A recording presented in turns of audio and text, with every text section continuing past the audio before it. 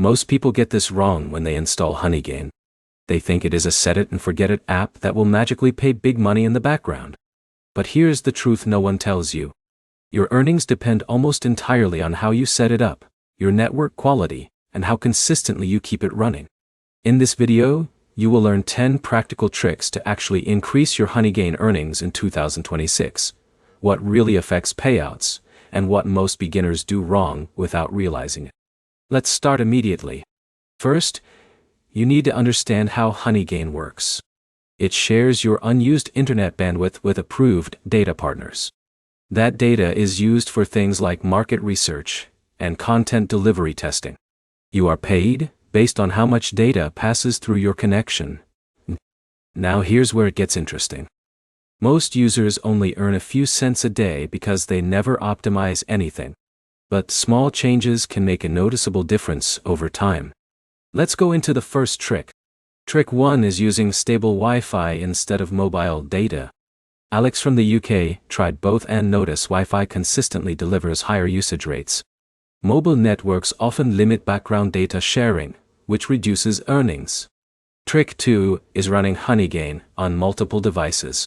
One account can be active on different devices, depending on rules and limits. John in India uses both a phone and a laptop. This increases uptime, which directly affects earnings. Trick 3 is keeping the app running 24/7.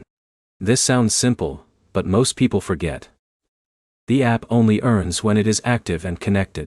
If your device sleeps or disconnects, your earnings stop immediately. Now here's the problem. Many users install it, and then close it in the background, thinking it still works. It does not. Trick 4 is improving internet speed stability. You do not need the fastest internet, but you do need consistent connectivity.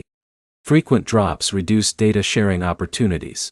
Trick 5 is enabling content delivery mode if available in your region. This feature usually pays more because it helps deliver cached content for networks. Jake from the US saw a noticeable increase after enabling it. Trick 6 is using residential IP addresses.